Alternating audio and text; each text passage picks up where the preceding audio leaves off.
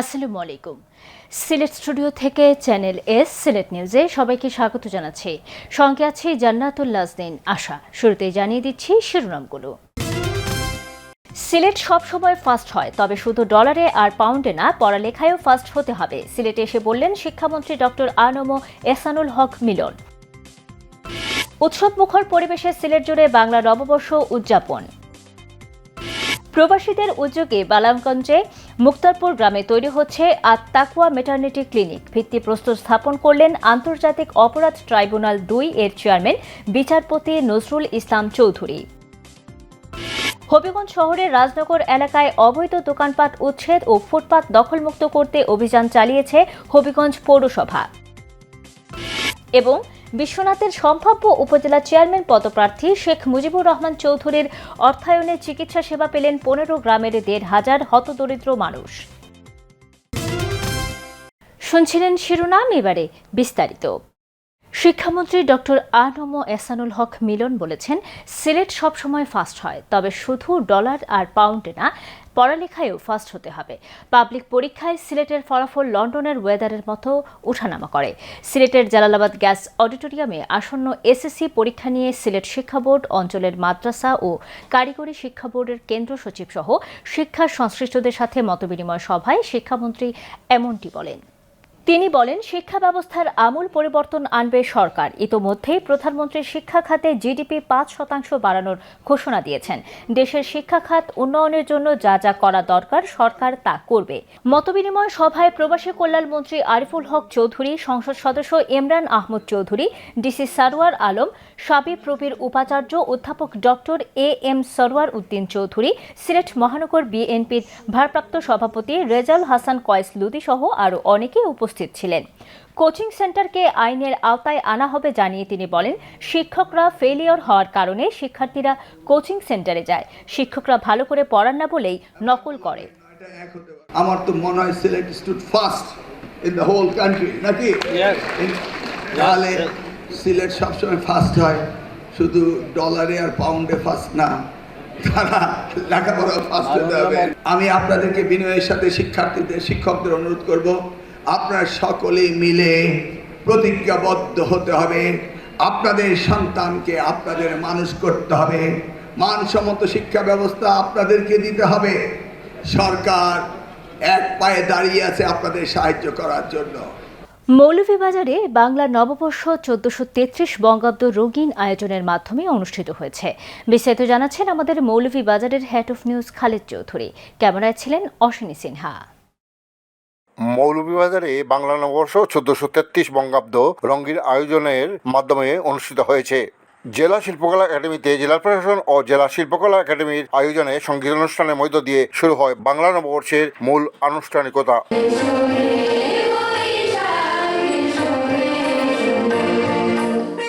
পরবর্তীতে জেলা শিল্পকলা একাডেমি হতে বৈশাখী শোভাযাত্রা শহর প্রদক্ষিণ করে জেলার কেন্দ্রীয় শহীদ মিনার প্রাঙ্গণে সমাপ্ত হয়।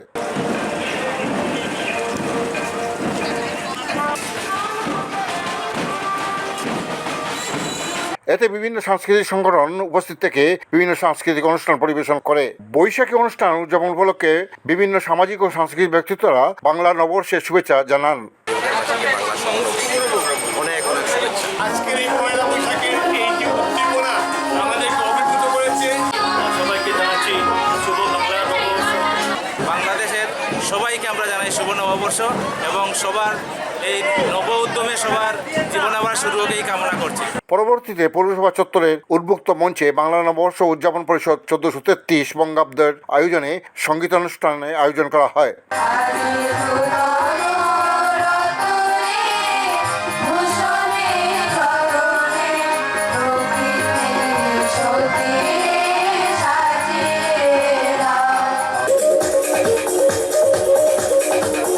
অনুষ্ঠানের শেষে উদযাপন পরিষদের নেতৃবৃন্দরা উপস্থিত থেকে অংশগ্রহণকারী দলের মধ্যে পুরস্কার বিতরণ করা হয়। Khaled Chowdhury, channel news, Moulvibazar. এদিকে হবিগঞ্জেও বর্ণাঢ্য আয়োজনে পালিত হয়েছে বাংলা নববর্ষ। পহেলা বৈশাখের সকাল 8:30টায় জেলা প্রশাসনের আয়োজনে শহরে বের করা হয় বর্ণাঢ্য র্যালি। এতে প্রধান অতিথি হিসেবে র্যালির উদ্বোধন করেন জাতীয় সংসদের হুইপ হবিগঞ্জ ৩ আসনের সংসদ সদস্য আলহাজ মোহাম্মদ জিকে কুস।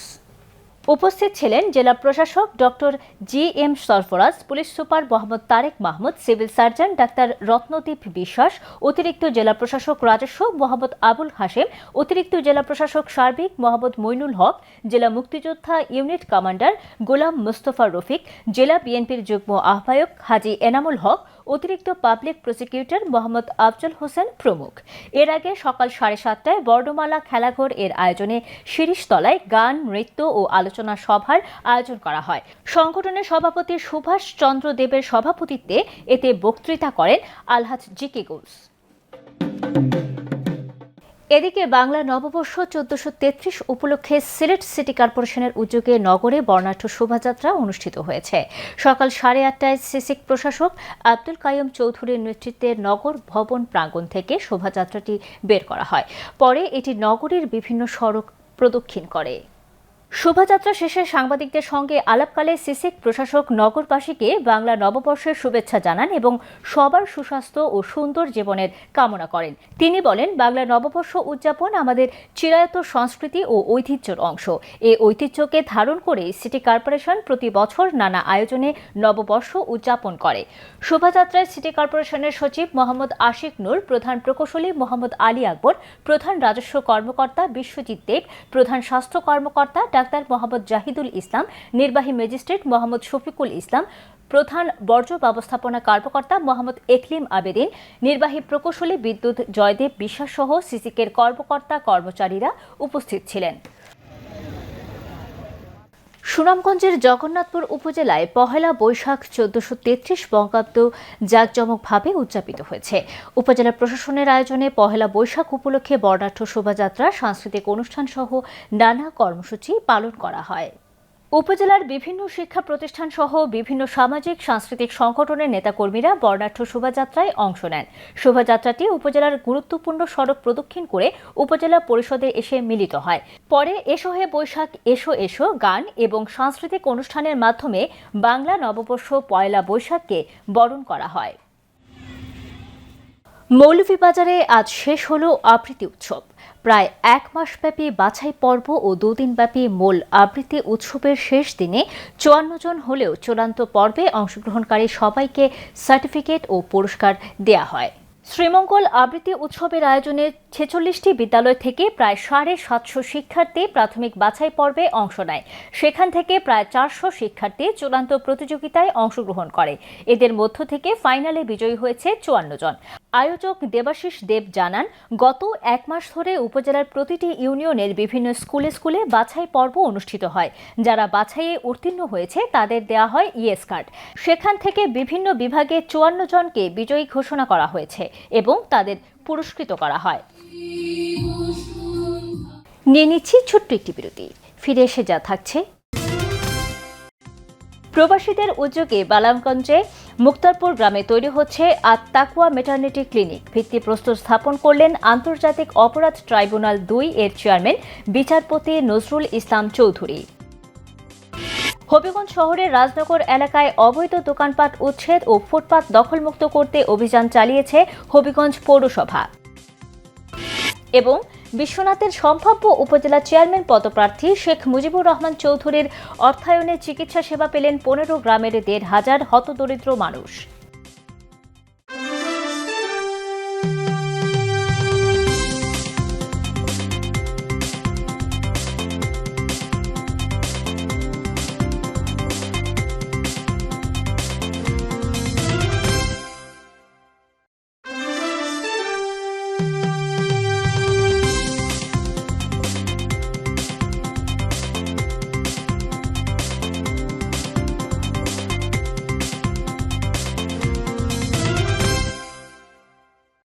স্বাগত আরও একবার সিলেট স্টুডিও থেকে চ্যানেল এস সিলেট নিউজে। বালাগঞ্জ উপজেলার দেওয়ানবাজার ইউনিয়নের মুক্তারপুর গ্রামে আধুনিক স্বাস্থ্যসেবা নিশ্চিত করতে আত আত্মাকুয়া মেটার্নিটি ক্লিনিক এর ভিত্তিপ্রস্তর স্থাপন করেছেন আন্তর্জাতিক অপরাধ ট্রাইব্যুনাল ২ এর চেয়ারম্যান বিচারপতি নজরুল ইসলাম চৌধুরী। রোকন ডেভেলপমেন্ট ফাউন্ডেশন ইউকের উদ্যোগে আয়োজিত এক বর্ণাঢ্য অনুষ্ঠানের মাধ্যমে এই সেবামূলক প্রতিষ্ঠানের নির্মাণ কাজের শুভ সূচনা করা হয়। বিস্তারিত জানাচ্ছেন মইনুদ্দিন মঞ্জু। রোকন ডেভেলপমেন্ট ফাউন্ডেশন ইউকে শুধু ম্যাটার্নিটি হসপিটাল নয়, আত্মাকুয়া প্রকল্পের আওতায় ভবিষ্যতে বালাগঞ্জের মুক্তারপুর রুগ্নপুর গ্রামে একটি অরফানেজ, হাফিজিয়া মাদ্রাসা, কারিগরি প্রশিক্ষণ কেন্দ্র এবং একটি আধুনিক নার্সিং হোম স্থাপনের পরিকল্পনা রয়েছে। এরই ধারাবাহিকতায় চলতি সপ্তাহে আত্মাকুয়া মেটার্নিটি ক্লিনিকের ভিত্তিপ্রস্তর স্থাপন করেন আন্তর্জাতিক অপরাধ ট্রাইব্যুনাল ২ এর চেয়ারম্যান বিচারপতি নজরুল ইসলাম চৌধুরী। এ সময় তিনি বলেন, এটি এই অঞ্চলে আলোর বাতিঘর হিসেবে কাজ করবে। এইটা হইল কি একটা বাতিঘর। বাতিঘর মানে হইল অন্ধকার, গুঁড়ো অন্ধকারের ভিতরে একটা বাতি যে জ্বালায়, এই বাতি দেখে মানুষ দিক নির্ণয় করে। যেমন আমরা করি ধ্রুবতারাকে, ধ্রুবতারা দেখে আমরা দিক নির্ণয় অনেক সময় করি। আবার সমুদ্রে যখন নাবিকরা চলে, যখন দুই দিক থেকেই তারা রাস্তা ভুলে ফেলে, তখন ওই ধ্রুবতারার দিকে তাকাইয়া তারা কিন্তু দিক নির্ণয় করে।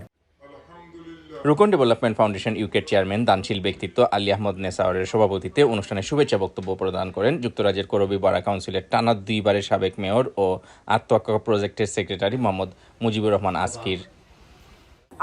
মা এবং শিশু, একটা মেয়ে গর্ভবতী হওয়া থেকে শুরু করে এখানে ডেলিভারি পর্যন্ত যে স্বাস্থ্য সেবা লাগে, সেই সেবাটা এখানে বিনামূল্যে পাবে। আমরা দেখছি যে আমরা বিদেশে থাকি, অনেক পরিবার আছে আমাদের সাথে যোগাযোগ করে যে আমার ফ্যামিলির জন্য অসুবিধা এইটা, কিন্তু আমরা এর উপরেই চিন্তা করছি যে আমরা এখান থেকে কত এইভাবে দিব, যদি আমরা স্থায়ীভাবে কিছু করে নিতে পারি। যেমন আপনার একটা মা যখন আপনার গর্ভবতী হয়, তখন আপনার বাচ্চাটাকে প্রসব করতে হলে আপনার সিলেট যেতে হয় বা যেখানে হসপিটাল আছে।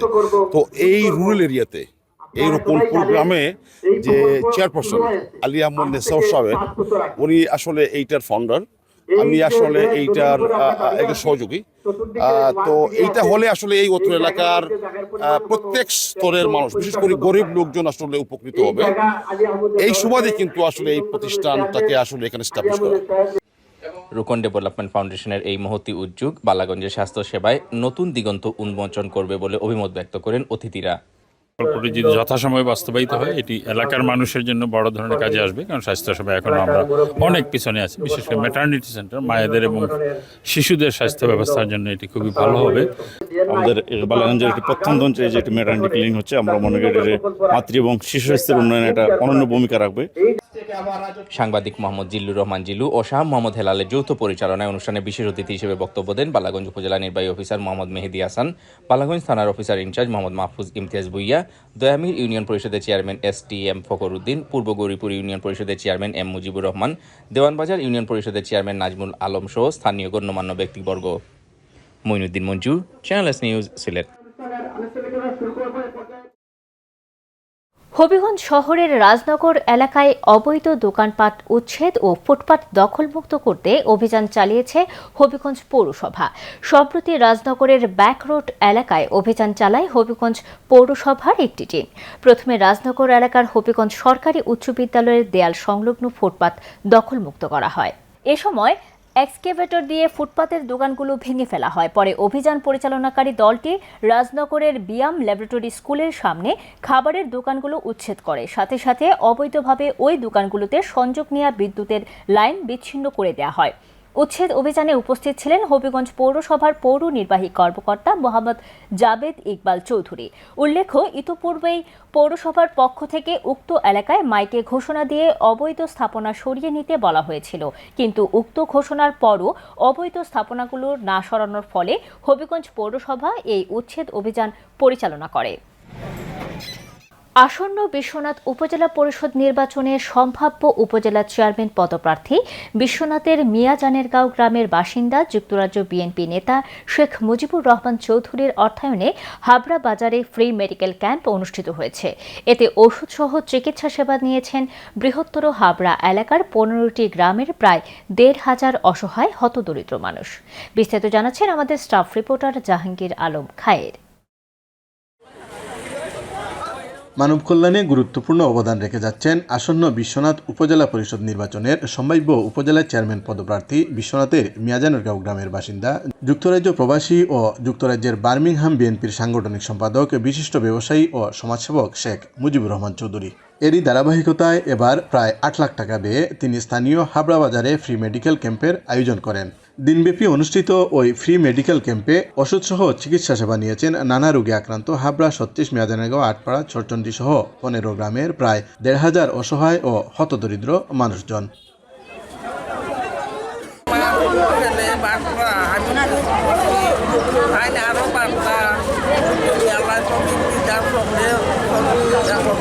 আমি এই উদ্যোগ নিয়েছি, আগামী তো আপনারা লগে থাকতা ইনশাআল্লাহ আল্লাহ যদি আমার বাঁচাইয়া রাখে আমি আরও অন্যান্য এলাকাত করবো। সামনে দিয়ে আপনারা সহযোগিতা করবা এবং দোয়া করবা। আমি একটা নির্বাচন গাইতাম উপজেলার, আপনারা যদি মনে করেন আমি রাইট পারসন আপনারা সহযোগিতা করবা। হাবড়া বাজারে কাউসার মেডিকেল হলের স্বত্বাধিকারী ডাক্তার কাউসার আহমদের ব্যবস্থাপনায় সিলেটের স্বনামধন্য চিকিৎসকদের মাধ্যমে ওষুধসহ অসহায় রোগীদের চিকিৎসা সেবার আয়োজন করায় যুক্তরাজ্য বিএনপি নেতা শেখ মুজিবুর রহমান চৌধুরীকে ধন্যবাদ জানিয়েছেন জনপ্রতিনিধি সহ সুধীজনেরা। তারা আশা প্রকাশ করেন আগামীতেও যেন এমন উদ্যোগ অব্যাহত রাখা হয়। এখানে ডাক্তার সাহেব রোগী দেখবেন এবং ফুল এই ঔষধও দিবেন, এটা অনেকখানে হয় না, উনি করেছেন বিধায় ওনাকে আমরা ধন্যবাদ জানাচ্ছি। মুজিবুর রহমান চৌধুরী আরও নীরবে নিবৃত্তে অনেক সমাজের কাজ করছেন, আমরা ওনার জন্য দোয়া করি। মানব সেবায় তার যে অক্লান্ত পরিশ্রম এবং যে ধারাবাহিক কার্যক্রম, এটার জন্য তাকে ধন্যবাদ জানাই। এদিকে সকালে ফিতা কেটে দিনব্যাপী ওই ফ্রি মেডিকেল ক্যাম্পের উদ্বোধন করা হয়। এরপর সংক্ষিপ্ত আলোচনা সভায় প্রধান অতিথির বক্তব্য রাখেন মেডিকেল ক্যাম্পের আয়োজক সম্ভাব্য উপজেলা চেয়ারম্যান পদপ্রার্থী যুক্তরাজ্য প্রবাসী শেখ মুজিবুর রহমান চৌধুরী। দৌলতপুর ইউনিয়ন পরিষদের চেয়ারম্যান হাফিজ আরব খানের সভাপতিত্বে ও সাংবাদিক রুহেল উদ্দিনের পরিচালনায় সভায় বিশেষ অতিথির বক্তব্য রাখেন যুক্তরাজ্য বিএনপি নেতা সুজাতুর রেজা, হাজি সমীর আলী, বিএনপি নেতা সমীর উদ্দিন, ইউপি সদস্য শফিক আহমদ পিয়ার, নজরুল ইসলাম আজাদ, ডাক্তার কাউসার আহমদ ও সংগঠক এম এ গনি। এ সময় হাবড়া বাজারের ব্যবসায়ী সহ গণ্যমান্য ব্যক্তিবর্গরাও উপস্থিত ছিলেন। Jahangir Alam Khayer, channel S news, Sylhet. Sylhet city কর্পোরেশনের প্রশাসক আব্দুল কাইয়ুম চৌধুরী বলেছেন, জ্ঞান অর্জনের জন্য আমাদের শিক্ষার্থীরা বিশ্বের বিভিন্ন দেশে যাচ্ছে। ভারত আমাদের বন্ধু, প্রতিম ও প্রতিবেশী দেশ। গত 50-এর দশক থেকে আইসিসিআর স্কলারশিপের মাধ্যমে শিক্ষার্থীরা ভারতে পড়াশোনার সুযোগ পাচ্ছে এবং এই কার্যক্রম এখনও অব্যাহত রয়েছে। Indian council for cultural relations স্কলারশিপের ৭৭তম বর্ষপূর্তি উপলক্ষে সিলেটে ভারতীয় সহকারী হাইকমিশন আয়োজিত অনুষ্ঠানে প্রধান অতিথির বক্তব্যে তিনি এসব কথা বলেন। তিনি আরও বলেন, এই স্কলারশিপ চালুর সময় ভারতের শিক্ষামন্ত্রী ছিলেন মাওলানা আবুল কালাম আজাদ। ভারতের সরকার পরিবর্তন হলেও এ ধরনের শিক্ষামূলক কার্যক্রমের ধারাবাহিকতা বজায় রয়েছে। যারা এই বৃত্তি নিয়ে পড়াশোনা শেষ করেছেন তাদের নিয়ে আজকের এই পুনর্মিলনী আয়োজন করা হয়েছে। এ ধরনের স্কলারশিপ শিক্ষার্থীদের জন্য অনন্য সুযোগ সৃষ্টি করে। বাংলাদেশ ও ভারতকে বন্ধু প্রতিম দেশ উল্লেখ করে তিনি বলেন, দুই দেশের মধ্যে পারস্পরিক সহযোগিতা ও ইতিবাচক সম্পর্ক সবসময়ই অব্যাহত রয়েছে। সিলেটে ভারতীয় সহকারী হাইকমিশনের উদ্যোগে নগরীর উপশহরের একটি হোটেলে আয়োজিত অনুষ্ঠানে উপস্থিত ছিলেন ভারতীয় সহকারী high commissioner Aniruddha Das, second secretary Rajesh Bhatia সহ বিশিষ্টজন বক্তব্য রাখেন। অনুষ্ঠানে বিশিষ্ট সঙ্গীতশিল্পী হিমাংশু বিশ্বাস, শাহজালাল বিজ্ঞান ও প্রযুক্তি বিশ্ববিদ্যালয়ের অধ্যাপক হিমাদ্রি শেখর রায় সহ বৃত্তিপ্রাপ্ত প্রাক্তন শিক্ষার্থী ও অন্যান্য অতিথিরা উপস্থিত ছিলেন। চ্যানেলের সিলেট নিউজ আজ এ পর্যন্ত। সিলেট বিভাগের প্রত্যন্ত অঞ্চলের খবর জানতে চোখ রাখুন চ্যানেল এস এর পর্দায়। এতক্ষণ আমাদের সঙ্গে থাকার জন্য ধন্যবাদ। আল্লাহ হাফেজ।